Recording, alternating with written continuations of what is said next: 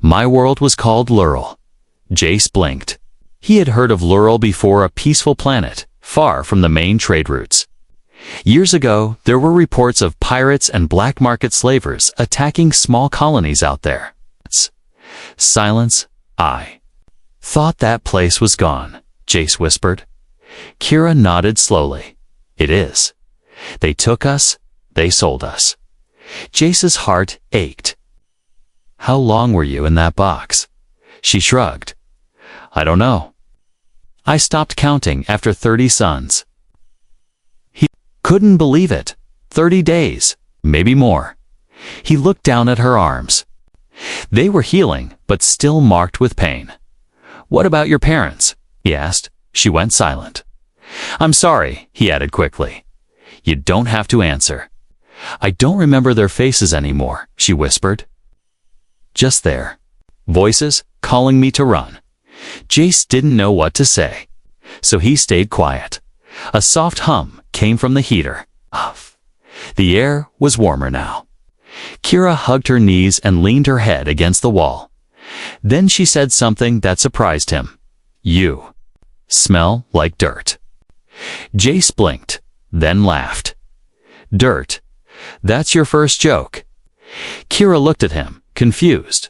That was a joke, right? He asked. She gave a very small smile. It was tiny, barely there, but it was real. Jace leaned back, smiling too. Okay. Next time, I'll shower before I save a princess from a box. What's a princess? She asked. He laughed again. It's a human word for someone like you, special and strong. Oh. She looked down as if the word special didn't belong to her. But she didn't argue. A short silence followed. Then she said, they wanted my power. Jace turned to her. Your power? She held out her hand and closed her eyes. A tiny spark of glowing light formed above her palms. Soft, blue, and warm like a firefly. Jace's eyes widened. That's incredible. But suddenly, her hand trembled. The light flickered, then vanished. She looked away. It's broken. Like me, Jace shook his head. No, it's not. You just need rest. Time. Safety. Kira didn't speak. You're not broken, Kira. You're surviving. She looked at him with uncertain eyes. Why are you being kind to me? Jace thought for a moment. Because someone should have been kind to you a long time ago. Her lips moved like she wanted to say something, but she didn't know the words. That night, Jace set up a soft bed for her again, this time with new blankets and a small pillow. You can sleep here, he said, or anywhere you want. She nodded, but when he woke up in the middle of the night to get water, he found her sleeping beside the heater again, closer than before. She was curled in a small ball, but this time, her hand wasn't holding the rod. It was holding the edge of the blanket. Like she was trying to hold on to warmth she thought might disappear. And just before Jace walked away, he heard her whisper something in her sleep. Please don't leave me. The next day, the space station was quiet, but something felt wrong. Jace had just finished fixing the outer antenna when his ship's console made a strange sound. It was a short beep, followed by a flickering light on the screen. He checked it. Incoming signal. Unknown source, the message wasn't clear. Just static with sharp clicks, like someone was scanning the station. Jace's eyes narrowed. No ship should be near this dead sector. He immediately shut down the main beacon to make the station look dark and empty. Inside the ship, Kira was eating a soft breakfast. Her strength was returning slowly. She was sitting straighter, her eyes brighter. She still didn't speak much, but she watched everything quiet and careful. Jace entered fast. His face was serious. Kira looked up. What's wrong? He didn't lie. A ship is out there. Not answering calls. Akubi pirates. Her hands froze on the spoon. Her breathing changed. Did they? Find me, she whispered. Jac knelt in front of her. Maybe, I don't know yet, but I'll keep you safe. She shook her head quickly. You don't understand. They're not just pirates. They're hunters. They collect my kind. Like animals, I wasn't the first. I won't be the last.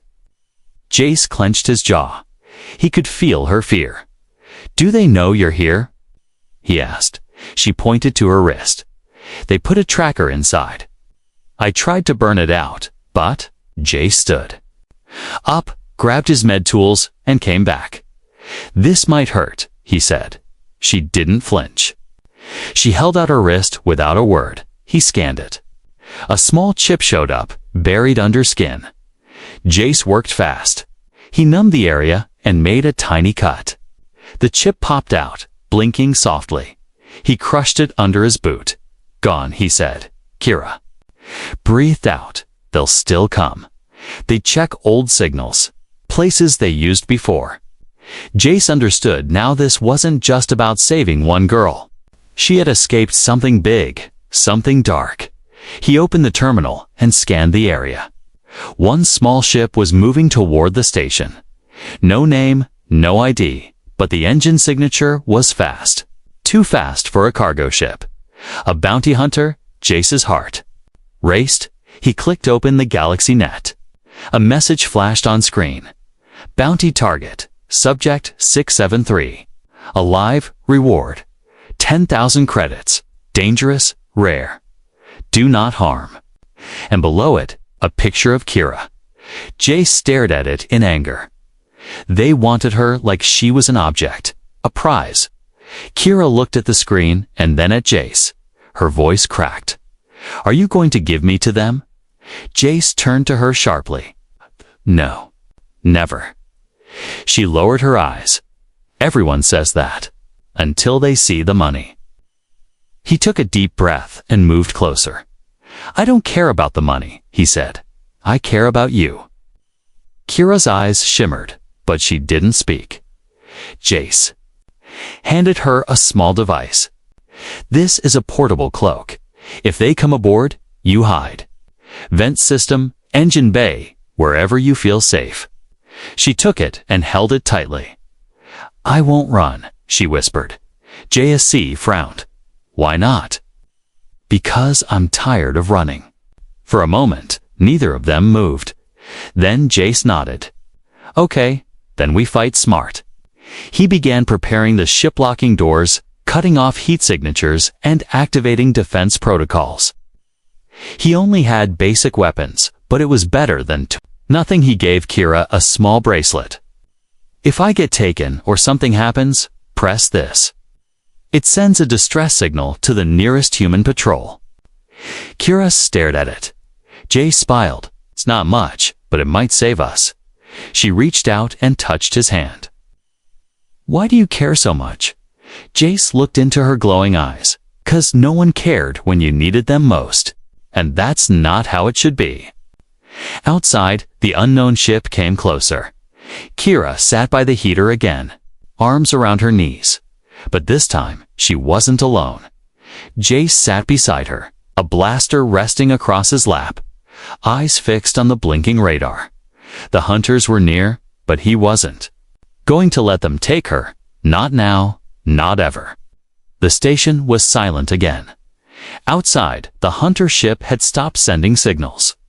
No contact, no sounds, just quiet. But Jace knew better. Hunters didn't need to make noise to be deadly. Silence was their trap. Inside the ship, Jace stayed awake, sitting near the entrance with his blaster in hand. He watched the monitors, checked every scanner, and listened for the smallest sound. Kira had stayed close to him all evening. She didn't eat much. She didn't speak, but when the night grew deeper and the lights dimmed, she slowly moved to her usual place by the heater. Jace thought she was going to sleep, so he finally leaned back in his chair and closed his eyes for a few minutes. That was his mistake, because when he opened his eyes again, Kira was gone. Jace stood up fast, heart racing. He checked every room on the ship. Empty. The door to the airlock was open. No. He whispered, running. When he reached the airlock, He froze. Kira stood in the center, wearing a small backpack and holding a glowing beacon. Her fingers hovered near the button. One press, and the beacon would send out a signal strong enough to attract any ship nearby, including the hunter. Her other hand was on the airlock release switch. "Kira, don't!" Jace shouted. She turned slowly, her eyes full of sadness. "I can't stay." "You're not thinking clearly," he said, walking closer. "You're not safe out there."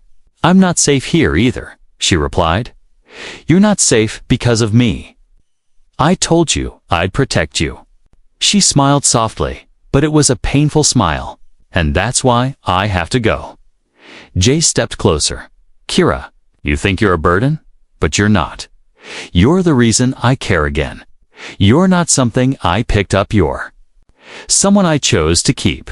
Tears ran down her purple cheeks. "You're a good man, Jace, too good. And good people get hurt when they try to help people like me." Jace pointed at her bag. "You don't even have food or a place to go." "I know," she whispered. "But maybe it's better I disappear. Maybe the hunters will stop chasing me if they think I'm gone."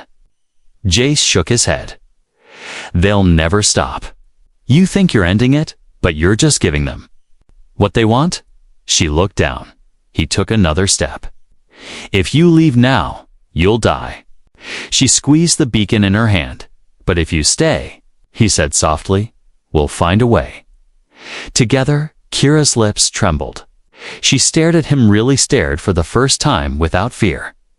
"I don't know how to trust people," she said. "Every time I did, they used me."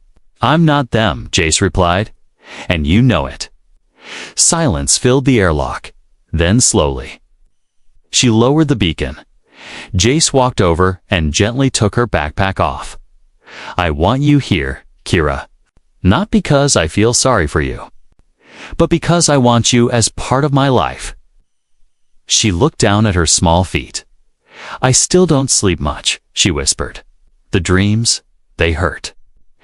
"Then let me sit beside you when you do," he said. That broke something inside her. She stepped forward and threw her arms around him, holding tight. Her body was shaking, her face buried in his chest. "I'm sorry," she cried. I didn't want you to get hurt because of me." Jace hugged her back, holding her like something fragile but strong.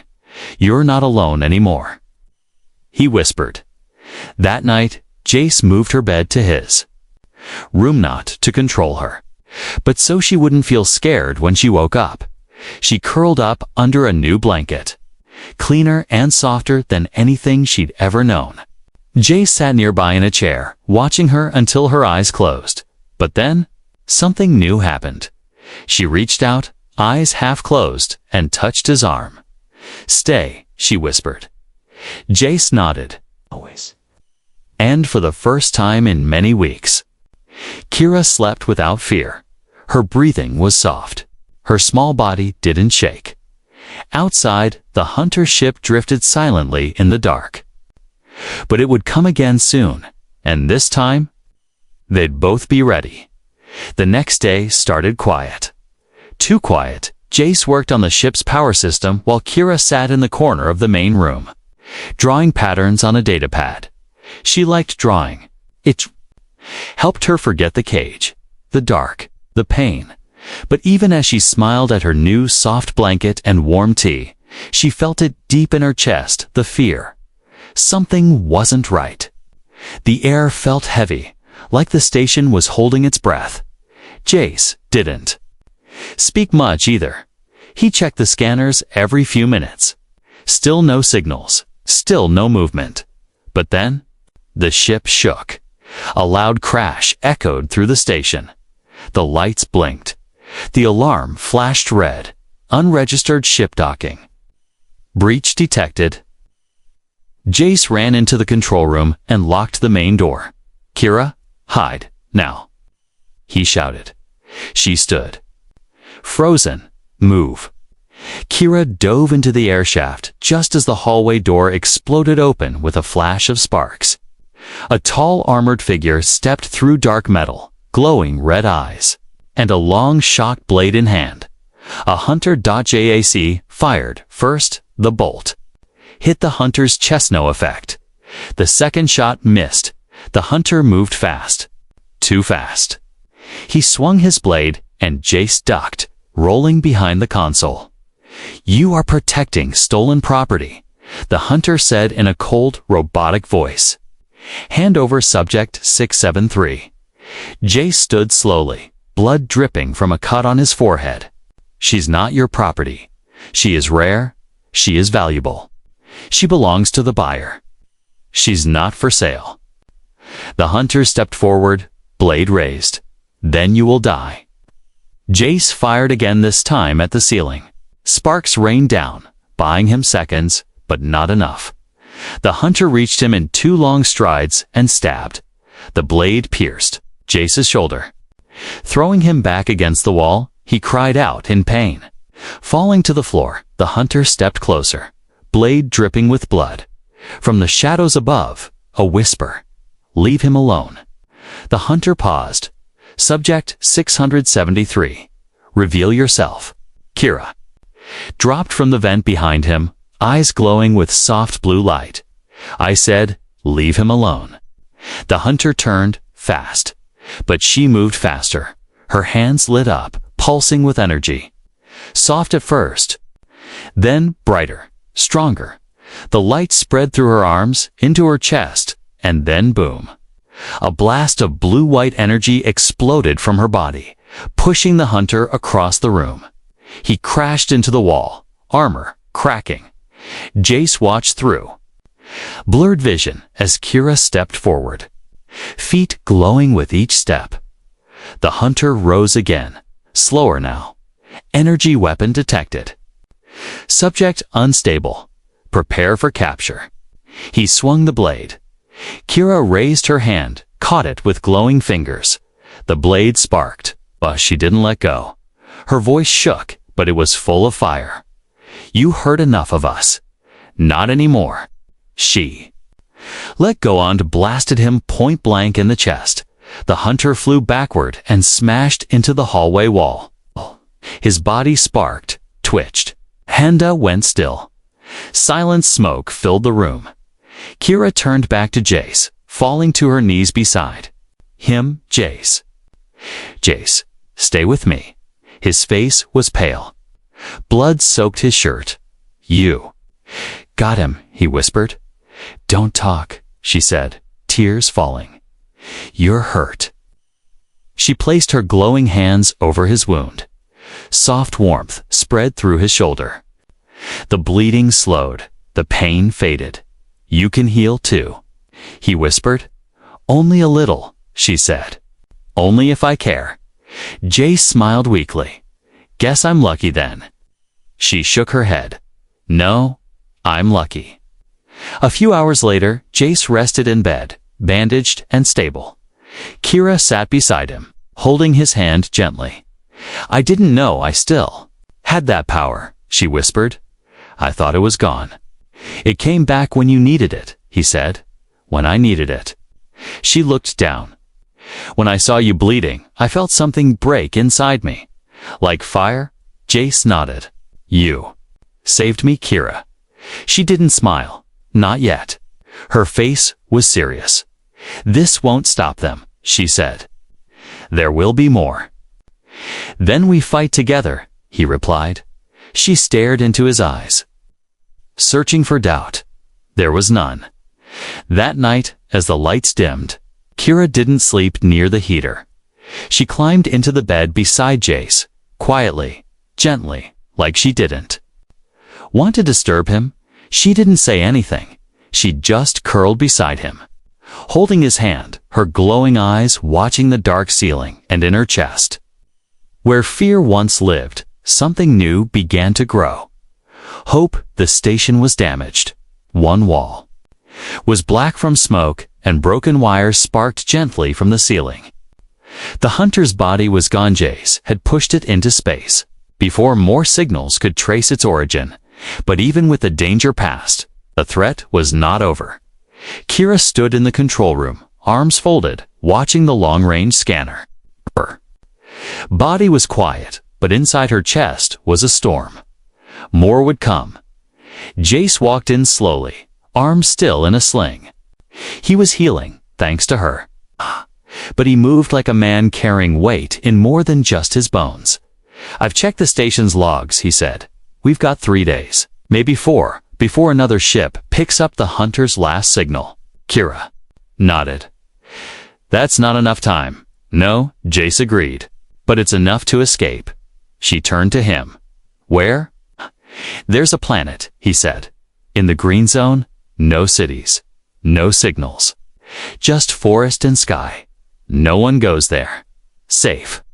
Key smiled slightly. "Safer than here." Kira looked down at the small bracelet he gave her the day before the emergency beacon. It still blinked softly, but she hadn't used it. "I don't want to run anymore," she said. Jac stepped closer. "You're not running. You're choosing. Where to live. That's different." She thought about that. He was right.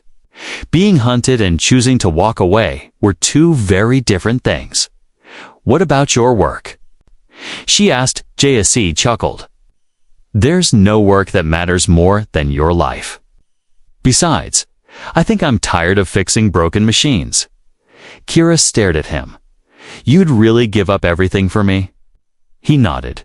"I already did." Her lips trembled, but this time it wasn't from fear. They prepared the escape pod together. A case, loaded supplies, food, tools, water. Kira helped with quiet hands, her movements faster and stronger than ever. He had upgraded the pod with stealth tech cloaking shields, noise dampeners, heat suppressors. Kira stood beside it, looking up at the small silver vessel. "I was born in a ship," she said softly, "but I never felt like I belonged on one." "You will now," Jace said. "This one isn't taking you to a cage. It's taking you home." She looked at him. "Do you really think a place like that exists?" "I do," he said. "And if not, we'll build it." When the final hour came, they stood at the station airlock. Side by side, Kira wore a small coat, now soft and brown, stitched from Jace's old jacket. She had cut it to her size and made a hood. Her eyes glowed softly from underneath. Jace looked around the station one last time. It was quiet now, empty again, but not forgotten. "I'll miss this place," he said. Kira raised an eyebrow. "Nearly got you killed." He grinned. "Yeah, but it also gave me you." She blushed slightly and looked away. They stepped into the pod. The door closed behind them with a soft hiss. Lights blinked on. The engine hummed like a heartbeat. Jace sat at the pilot seat. Kira sat beside him, her hand resting near the navigation screen. "You ready?" he asked. She took a breath. "I'm ready." The pod lifted slowly from the station. The stars outside sparkled like frozen lights in a black sea. They flew into the quiet. No alarms, no hunters, no chains, just the stars and a chance. 3 days later, the pod landed on a planet covered in green hills and soft clouds. There were no towers, no machines, just wide sky, blue rivers, and wind that carried the smell of wildflowers. Jace stepped out first. The air was fresh and cool. Kira followed, her bare feet touching soft grass for the first time in her life. She stood still for a long time. "Is this real?" she asked. Jace smiled. "As real as you and me." She walked slowly into the field, arms out. The wind touched her hair. She laughed softly, like a sound she didn't know she had inside her.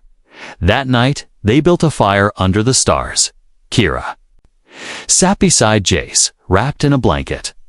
The warmth of the flames danced in her glowing eyes. She looked at him, her voice calm. "Do you think they'll find us again?" "Maybe," he said honestly. "But we'll be ready."